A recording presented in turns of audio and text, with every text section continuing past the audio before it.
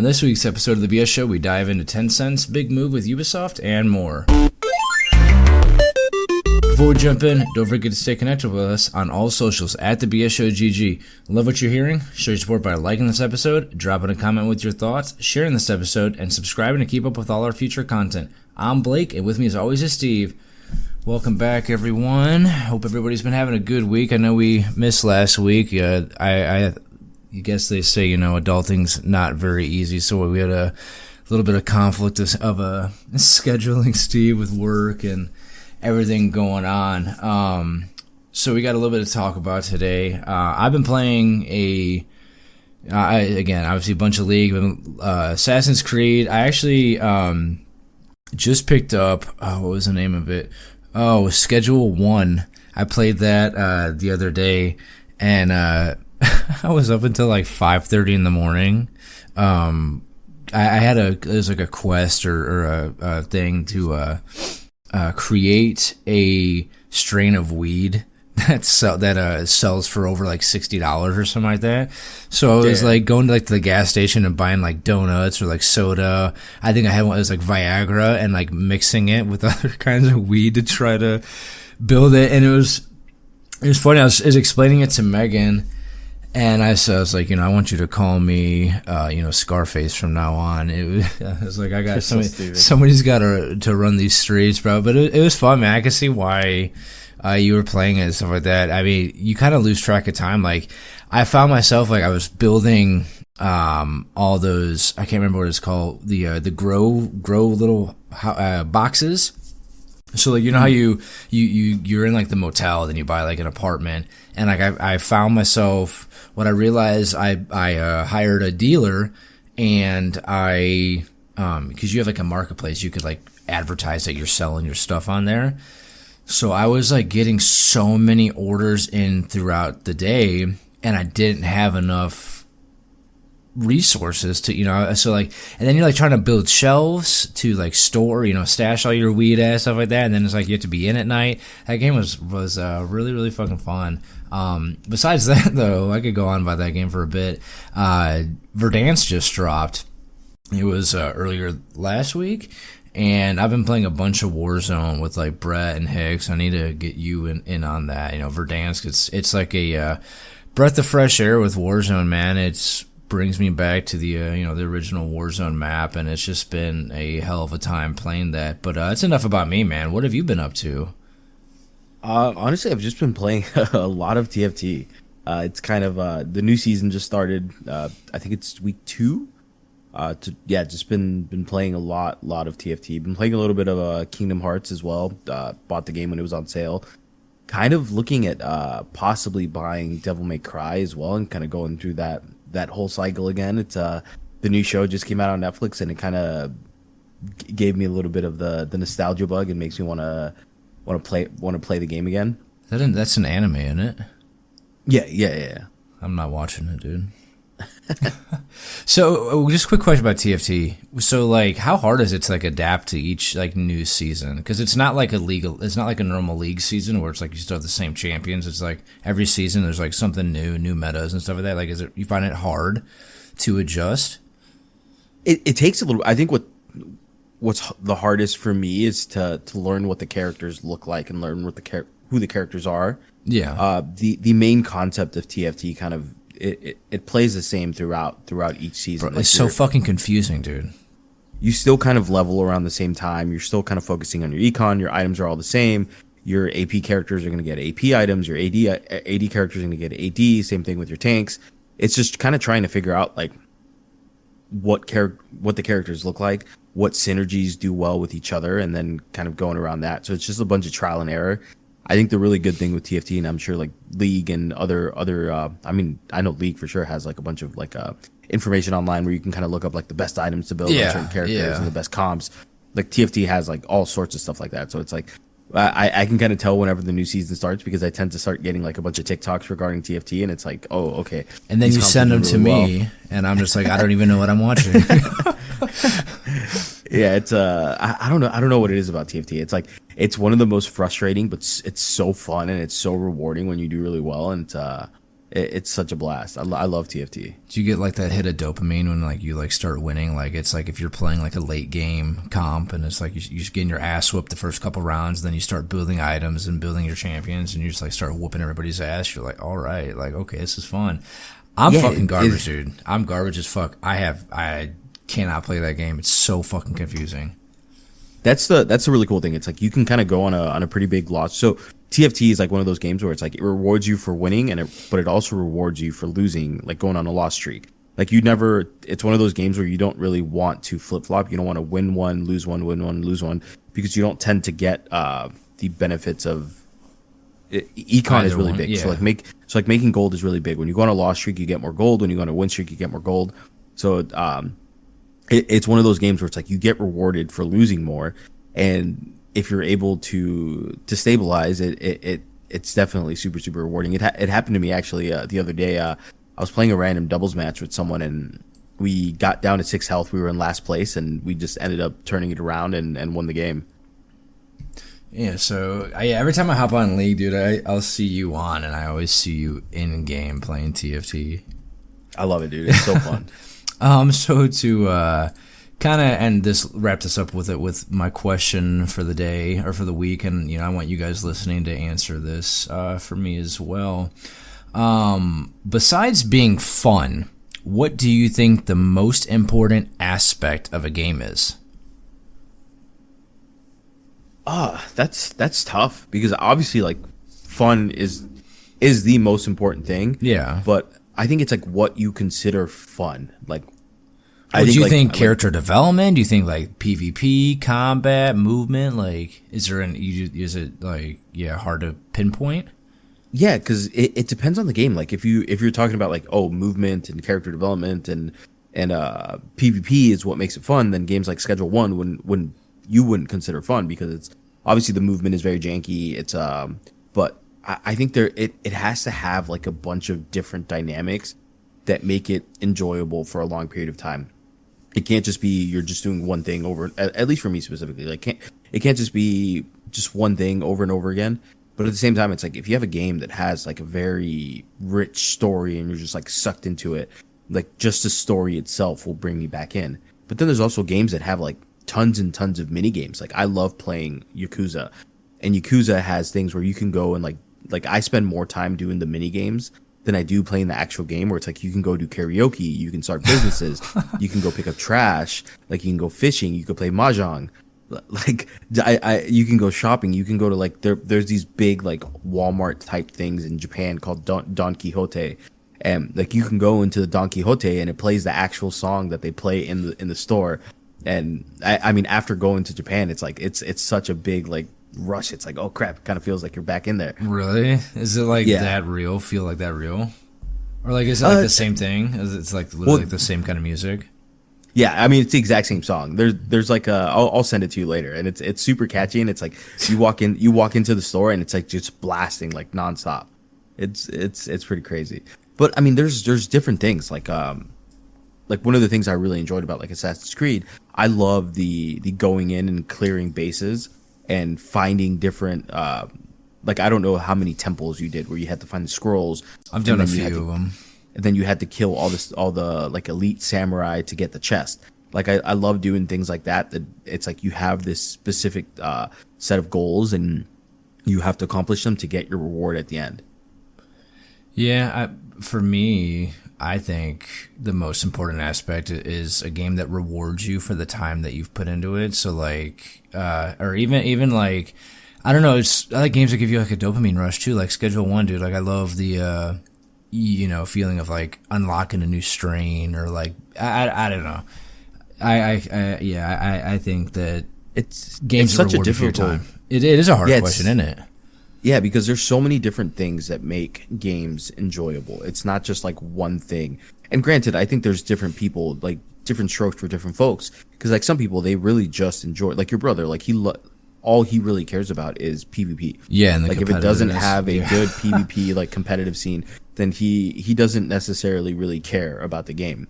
But then there's also people that like love playing things like Elden Ring, where it's like it's literally you're a glutton for punishment. You're going through and you're fighting the same boss maybe 100, 200 times, maybe less if you're a better player, you know how to play those games. But it's like I remember the first time I played Elden Ring, like I think I spent like that first dragon you fight. I probably spent like around 4 or 5 hours just trying to beat that dragon. Really? And it's like by the time I beat him, I was like so happy and so excited. I don't know, dude. I can't spend that much time trying to defeat one boss. That's why I've never been big in the Elden Ring games. I mean, I bought Elden Ring, and I'm probably going to get that new one. But I don't know. You see me when we play Split Fiction. I get so frustrated when we're sitting on the same part for... Yeah, but just imagine like that level of frustration that you have, and then when you finally beat it, like how excited. Yeah, but I have to get to that point of beating it, but without fucking throwing my controller through my computer screen. but that's the whole point. It's like you want to overcome that adversity, and that's why I think gaming is such a big part of like my life, and one of the things that I've kind of taken from gaming into my real life, and like I use it in my career. It's like you go through these shitty situations, whether it's work, life, whatever, but you kind of know it's like eventually it's going to get better, and you're going to figure it out, and you're going to overcome it. And you're going to beat the boss and make it to the next level. Yeah, I can see that. Sorry, man. So let's cut to the BS and get right into it. So inZOI, this is actually I don't know, a weird article, dude. inZOI, which is a Sims-like game developed by Krafton, had to quickly patch a bug that allowed players to run over and kill kids. This was only discovered after players learned that you could run over and kill children in the game using your cars. So they received like a ton of backlash on this, obviously. And there's a bit of mix on like having kids in a game. You know, you got games like Fallout and Elder Scrolls where there's children in the game, but they're immune from harm. And then you have, studios like Rockstar Games who pretty much always avoid placing children in their open world titles. Me personally, I'd rather just games like don't have kids in the game unless they do things like Fallout and that, where they, make the kids, part of the main story or something like that, and they make them immune to harm. Maybe I'm overreacting because I have a kid myself. Despite the game having a team rating, what's your thoughts on this whole thing? It's kind of a weird situation, like you said. It's like you don't want to promote this kind of behavior, but at the same time, it's hilarious. You want people to you want people to be able to do whatever they want to do. It's a life simulator. It's like you go in there, you create your character. The things you can do with this game, the things you can create is insane.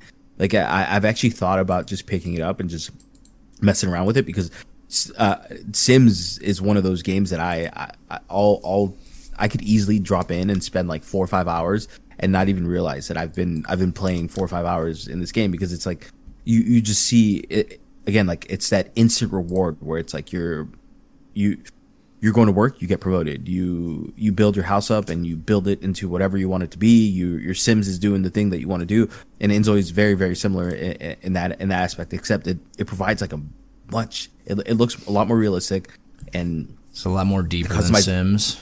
Yeah, the customization looks crazy. It's like they've integrated like AI into so much. It's like you can build your house into whatever. You can bring images from online and bring it into your house, like if you want to design specific things. But it is kind of a weird situation. It's like, do you want to limit people from not being able to do things? It's if they do this, like what's stopping them from being able to do something else? That's kind of the question. And it's like, where do you lay your morals at? Because it's like, too, because, you got games like GTA. I mean, I'm not going to lie and say I never went into GTA and didn't, have sex with hookers and, beat them up and stuff like that. I mean, it's part of the game. I'm not condoning that behavior, but it's like, one, it's not real, and two, it's like, where do you draw that line and what's acceptable and what's not, Like I remember when I was a kid, I would play The Sims and I would have kids in the game, and because the babies would cry in the middle of the night, they would wake up your Sims, and your Sims would get all cranky. Yeah. So I would just take the crib and I would just put it in the middle of the street. Oh God! To avoid the Sims waking up. But it's like, if you can do things like that, then what's kind of stopping people from being able to run people over? I think they should just do something to where still kind of allow people to do things like that, but not cause any damage. Like I know, just where they fly, get bumped down, they get back up right away or something like that. Yeah, like not allow people to kill people. in these games, especially if it's rated teen. I don't know if they show any kind of like blood or anything like that. Like maybe they just disappear. Who knows what happens? But I just wonder like how it all came about. Like, hey, let's just go run into a crowd of kids and see what happens. Well, it's probably just someone just driving around and just realized, oh crap, I can just I can run people over, and they just die. Let me try running over these kids. Because I mean, I've definitely tried it in other games where it's like run over kids. And you're not running over kids, but it's like I'm trying to remember what game it was. But there's maybe Cyberpunk. I can't remember if there's kids in Cyberpunk, but it's like you can shoot everyone, you can kill whoever, but then you try to aim at a kid or something like that, and it doesn't let you. Damn, dude, I'm kind of looking at this on Steam. And, like, the graphics look fucking insane. Yeah. Like, super realistic, dude. Yeah. Like, people are like, creating themselves in the game. And, like, I think that's a really crazy thing. And that this is kind of what I think is going to be, like, the future of, like, gaming is going to be these kind of Second Life games where people can go in, create their avatar, and kind of just do whatever. Whether like it's Ready Player One. Yeah. It's especially like I don't necessarily think VR is going to be the thing. VR is kind of one of those things where it's like it's very difficult to, at least with the current VR system we have, to do it for a long period of time because it's heavy. It kind of hurts your head after a while.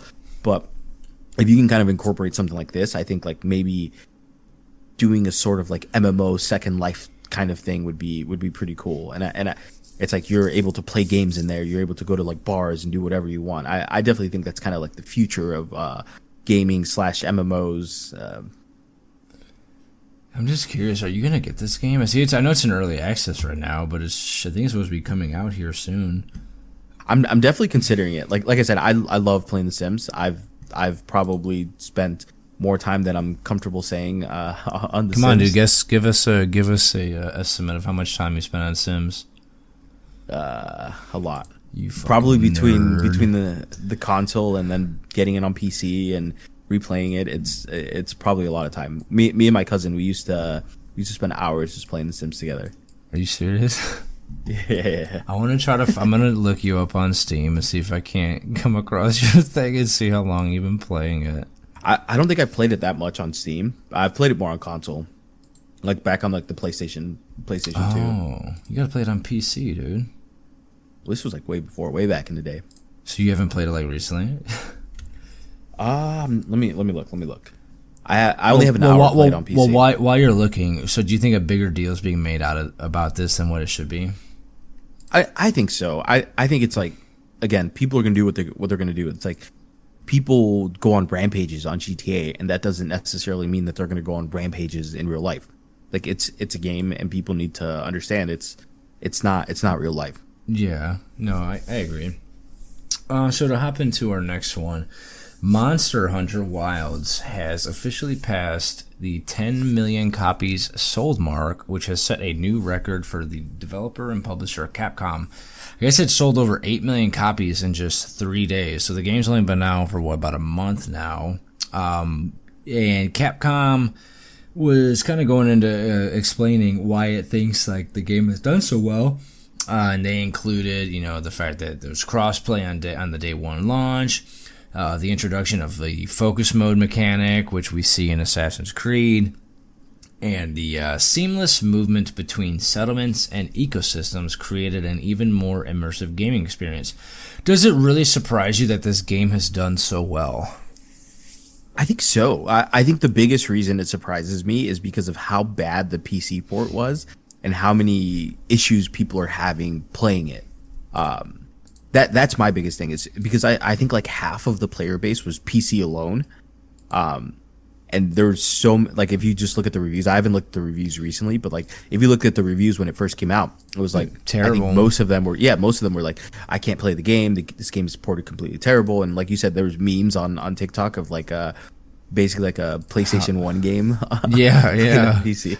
So that's kind of what surprised me, is the fact that it did so well even when the port was so bad, which I think it's a big testament to how important I think it is for games to be on all platforms, specifically on PC, because Steam is such a big marketplace and even people are losing release? out. Oh, 100%. Like we see it with this. Like the port was terrible, and it still did incredibly well. I think it was like 5 million sales were on Steam alone. Yeah. So it's like that's half their player base right there just on Steam. And if you think about it, like more and more games should be looking at dropping on Steam instantly to kind of capitalize on all that. Well, Steam, I think, is debatably the largest video game marketplace probably in the fucking 100%. world, right? Yeah, 100%. And I think that's why I don't know if you saw the announcement of the new Xbox having Steam already built in, and you could basically just incorporate your Steam marketplace. Yeah. That's cool. So it's basically going to be like a little Steam Deck or a Steam machine type of thing, plus your Xbox, which I think is huge. I think that alone already puts Xbox on. It gives them a leg up against Sony. Finally bringing them back. Yeah, that's huge. But again, it's like Steam is such a big marketplace. It's every developer should be looking at putting their games on Steam day one. So you still haven't even bought the game though yet, have you? Monster Hunter? No. I've just had too many games that I've been playing. Like I really want to. I'm very close to finishing Assassin's Creed. I just started playing Kingdom Hearts and then TFT at the same time. It's like crap. When am I gonna have time to be able to play Monster Hunter? But Monster Hunter is kind of like a game you can pick up and go, dude. Yeah, 100%. I'm gonna say, yeah. I mean, I kind of have mixed feelings on the game. I have I think a few hours in on Monster Hunters, and it just really wasn't my thing. Like, it was kind of glitchy, and the crossplay didn't really feel like crossplay to me. I think they're having issues with people, like the progress wasn't like, on like WoW you could share quests and stuff like that. Like, they weren't able to be doing that in the game, so it surprised me, like you said, with how poor, I don't want to say how poor, but how flawed the release was, on the PC, and like I said, how bad the graphics were, to see how well it has done thus far. I mean, hopefully they keep going at it, because I still see reviews about issues with the gameplay, but that's, like I said, that's probably just a testament to just how good the game is. So maybe once I finish Assassin's Creed, start getting back into Monster Hunters. But I don't like playing those kind of games alone, and if you don't have it, then I'm not gonna play by myself, dude. No, yeah, I definitely think eventually I'm gonna pick it up. It's just when. And there's still, like, I still have other games that I want to play. Like, we gotta finish Split Fiction, dude. Yeah, I know. We're very close to finishing. Yeah, we're right there, dude. I'm carrying this team too. No. God, what are their names again?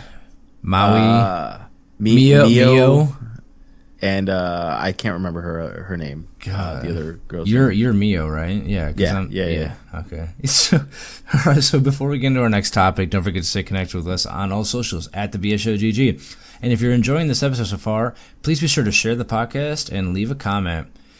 So, the Netflix president of games, Elaine Taskin, I'm sure I'm butchering that name, is expecting the future generation of gamers to rely less on gaming consoles as these console companies keep pushing forward with new hardware. He thinks that kids these days are going to want to interact with the digital screen wherever it is, even in a car. And I'm going to say I kind of agree with him. I don't think kids these days are wanting PS6s or Xbox 900s or whatever they plan on the future. I think the future is in handheld and mobile gaming. What about you, man? What do you think? Do you think kids are really wanting these new consoles? Do you think like PlayStation is going to keep putting out new consoles, or what's your thoughts?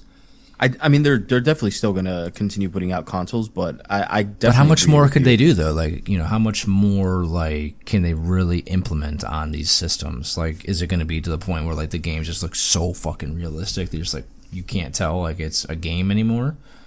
Well, no, we're. I mean, you're constantly getting technological advances, so we're definitely going to see more and more consoles for sure. But I definitely agree with you. Like, I don't think kids are really looking at playing games on consoles that much anymore.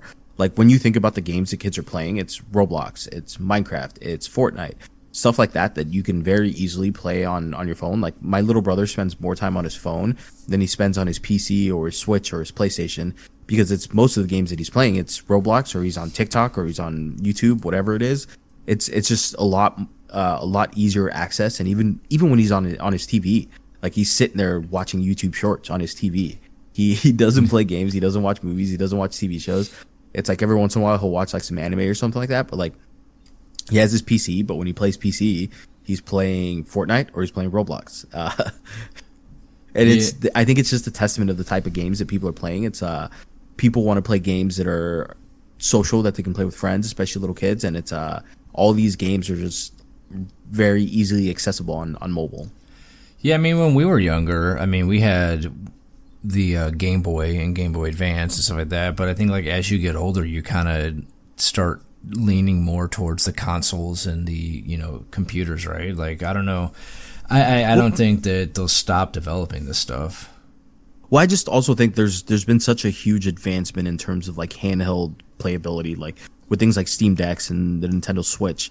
You can play things that are just far more advanced compared to what we were playing when we were playing with like Game Boy Color, Game Boy Advance, things like that. It's like now you can play like the actual games on your handheld without even like, and it looks very, very close to what it would look like on PC or console.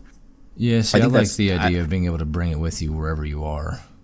Yeah, I think that's the big difference. I think the Switch was a huge advancement in what the future of gaming should look like, in my opinion. I think being able to take it from playing on TV to like a regular console to being able to take it with you whenever is insane. I think that's how all consoles should be, realistically. It's just whether or not they do it and whether or not like they're able to implement the type of things that they want to. Obviously, like Sony and Xbox want to place a bigger emphasis on like graphics and all the other stuff, and like certain games don't run as well on the Switch, but at the same time, it's like I'm pretty sure the Switch outsold both the Xbox and the PlayStation, and I'm not even sure if it was close. So I guess do you think it's fair to say that like in the, I don't want to say very near future, but within the next 10 to 20 years that Microsoft with the Xbox and Sony the PlayStation are going to get to a point where they're obsolete, so like they need to start, you think, investing in on a handheld console kind of thing? I think so. Either handheld or something where you don't necessarily need a console. Yeah, I think it should be like a Switch, right? It should be able to plug and play on a TV. Yeah, either that or cloud gaming. Like again, like Microsoft is doing a big push towards cloud gaming.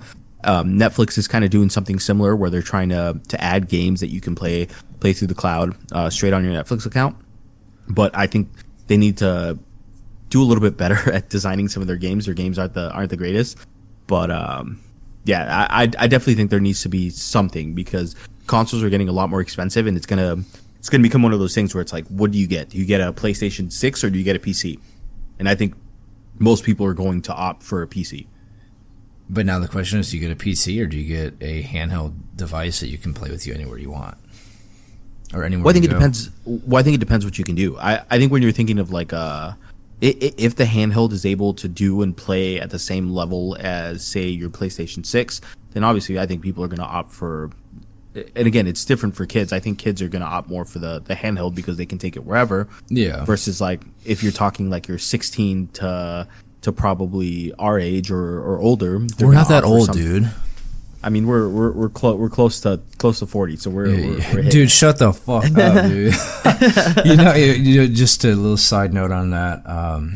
I was trimming my beard and I looked in the mirror and I saw fucking gray hair in my mustache and I about had a panic attack, dude. I was like, what the fuck is going on right now?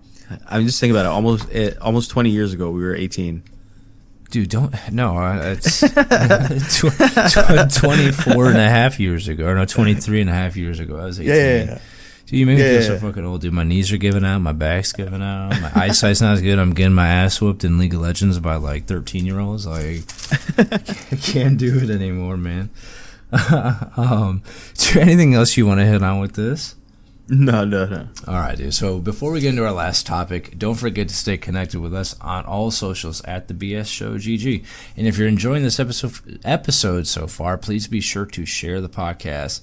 So this article is a pretty big one in my opinion. Ubisoft is basically carving out a unit to include Assassin's Creed, Far Cry, and Tom Clancy's Rainbow Six into a subsidiary with an enterprise value of about $4.3 billion.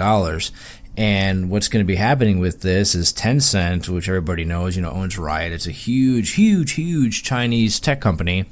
They're going to be buying 25% of this fucking thing. And so basically, like, to put this into, like, to dumb it down, because I was like trying to make sense of it, what they're doing is basically setting up like a little side company just for like their bigger games, and they're putting these VIP titles into this other company that now Tencent is going to hold a huge portion of shares of. Now, I'm kind of skeptical on this, man. There's a lot of controversy around Tencent. What do you think about this? I think it's Ubisoft is not doing very well, so this is just kind of a way for them to bring more money in to stay afloat. But what's your whole point, what's your take on this? It's a weird situation because normally companies only really do this when they're either trying to move money off the books from one end to another and kind of make it look like they're a little bit more profitable. Yeah. So it could be either they're trying to increase the value of their share or of their stock by moving a lot of the expense into a private company, where now you're not really necessarily seeing all the money that's being spent on these big IPs. But at the same time, it's also devaluating Ubisoft main, because you're taking their biggest IPs and you're putting them in this separate entity. Like, shareholders are extremely upset because it kind of points to they're trying to figure out a way to do like a big buyout and maybe undervalue the shares of Ubisoft, and then be able to swoop in, buy everything up, or buy as much of it up as possible and own more of the company, and then possibly shift things back around. It's a bit of a shady practice, but I don't know. It could be either way. Like, again, like, they could be doing it to increase the value of Ubisoft by having these more like smaller IPs that are somewhat profitable, that aren't spending that much money, and now you're going to be able to see Ubisoft be profitable. Or they could just be doing some shady practices and moving the big IPs away to devalue the stock, and hope potentially buys them up. Well, not. I don't necessarily think they're hoping someone buys it out. I know they've been doing a lot of buybacks. I forget their names. The two brothers that own a large portion of Ubisoft. But they could be doing something like that to kind of try and rebuy some of those shares and own more of the company, and then potentially maybe even go private. Who knows? Who knows what they decide to do? But it's weird. It's like situations like this don't necessarily happen unless the board kind of approves it. Yeah. And there's a lot of shareholders from what I've been seeing that are very upset, because it's like, your biggest fucking titles, dude. Yeah, it's a weird situation, but I'm very curious to see what happens. And like you said, Tencent is a very there's a lot of controversy surrounding Tencent and what they kind of do, and obviously they're tied to the CCP, so it's that brings on more levels of controversy, especially with everything kind of going on in the global landscape. It's China has a lot of eyes on them, and the kind of shady things that they do within business. Well, if you remember, they were talking about shutting down like Riot and all these other companies or games, development companies owned by, or making their games not accessible in the U.S. because they were owned by Tencent. So what does this mean for the future of those games too? If, God forbid, something happens between us and China. Yeah, I think this stuff will still stick around. It just depends on whether or not the CCP can kind of continue funding these businesses. The way a lot of these businesses kind of run is they're subsidized by the Chinese government.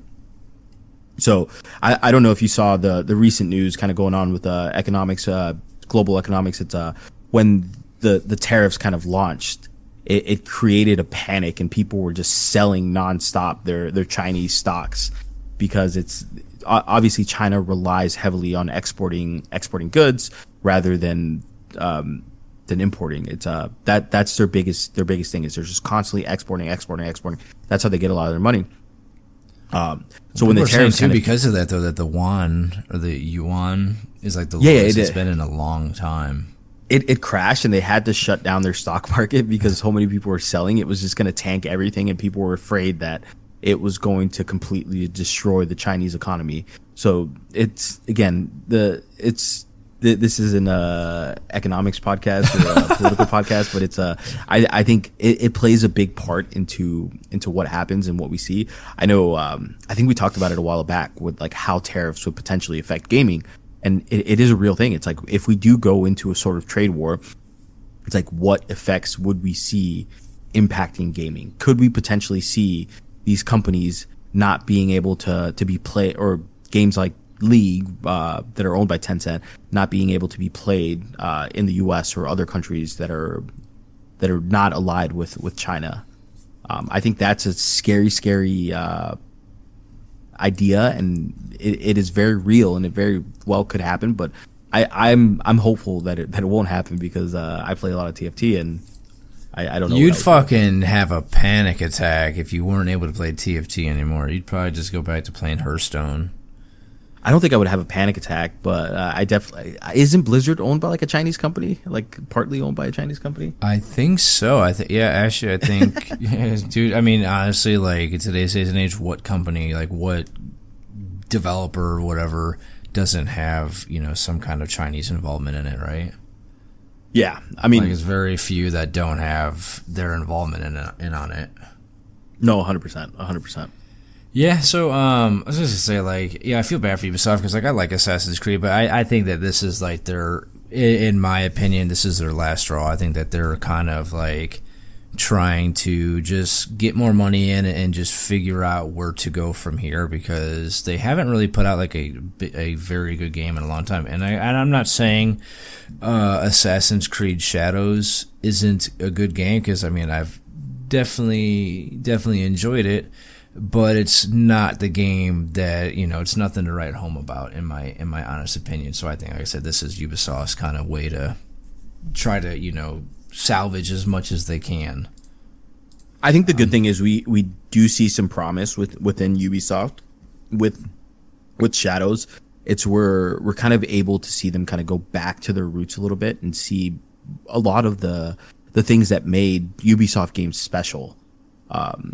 Like again, like you said, Shadows was enjoyable. It's very enjoyable. Is it like an incredible, like out of this world game, 10 out of 10? No, but it's fun. And I think if we continue to see it gives a little bit of wiggle room for Ubisoft that it's like, okay, we can definitely see them continue to put out games of this level. It's just whether or not they continue to shell out like hundreds of millions of dollars to develop these games or not. Yeah, no, I agree. So anything else you want to talk on with this today? No.